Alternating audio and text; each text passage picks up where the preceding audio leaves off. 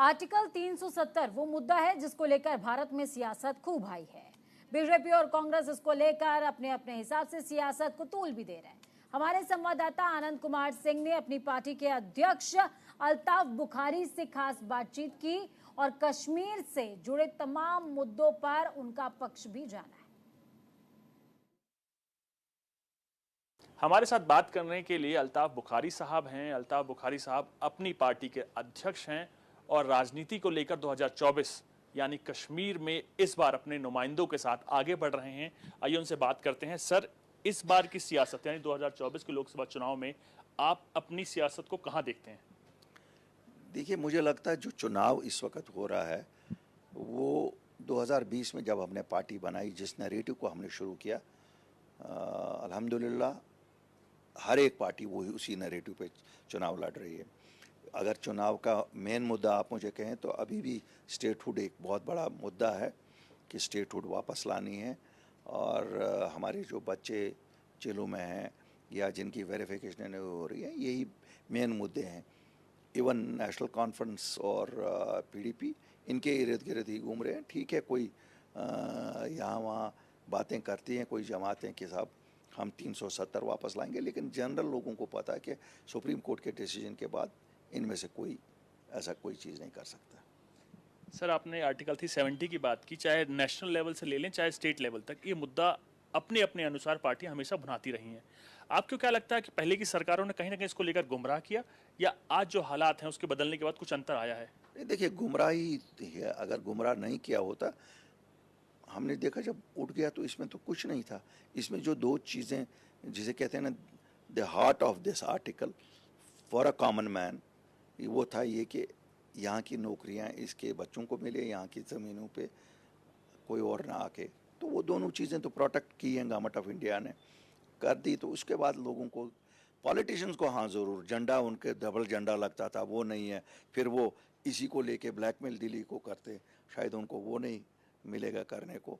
और काफ़ी सारी चीज़ों पे वो कोई एक्ट वहाँ पास होता था, यहाँ पास नहीं होता था, फिर ये कहते थे हमें बड़ी मुश्किल से करना पड़ता है ये करना, जबकि प्रैक्टिकली हमें कोई खास फ़ायदा तो कभी हुआ नहीं है।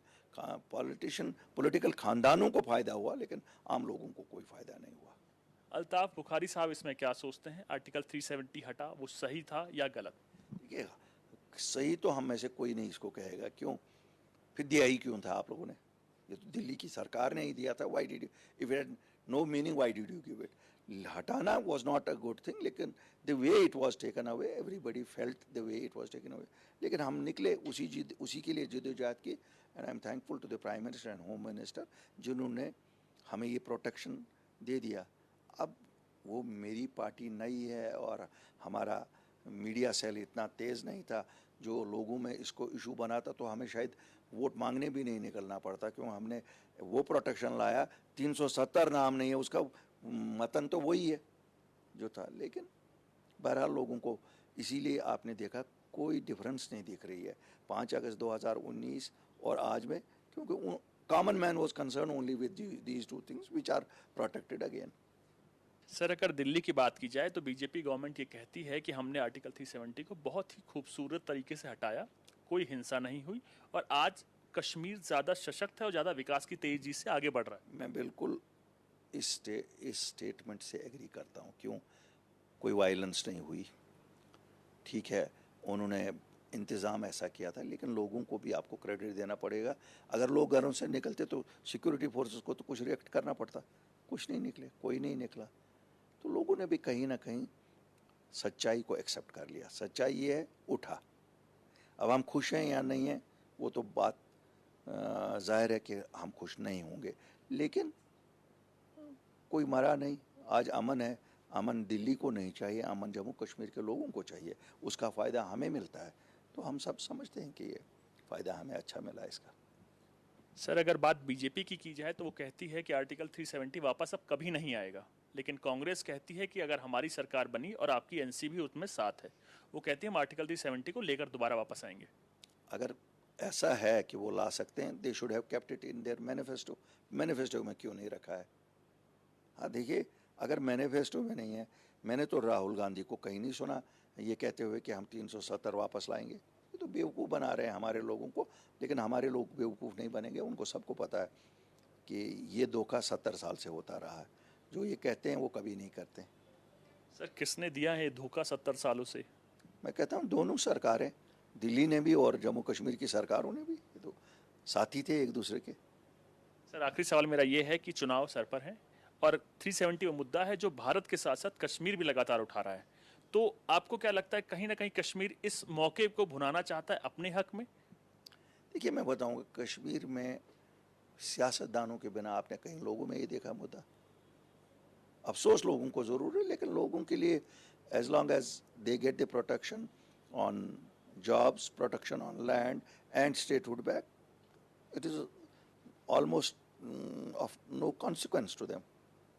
सर एक लास्ट सवाल ये है कि अगर इस चुनाव की बात की जाए तो नेशनल कॉन्फ्रेंस को कितना मजबूत देखते हैं, पीडीपी को कितना मजबूत देखते हैं और आपके अलायंस को? देखिए, 70 साल की एक पार्टी है, बल्कि 80 साल की पार्टी है।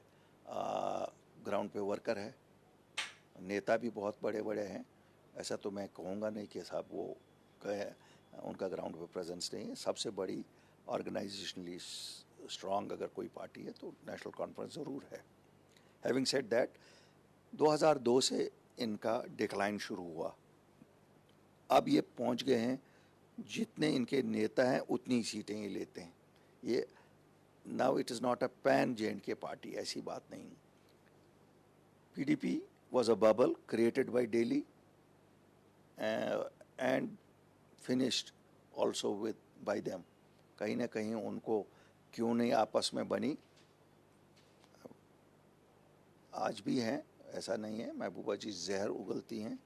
She speaks the language which nobody else can speak in Jammu and Kashmir because she is the only one जो अभी भी कहीं ना कहीं दिल्ली की फेवरेट हैं।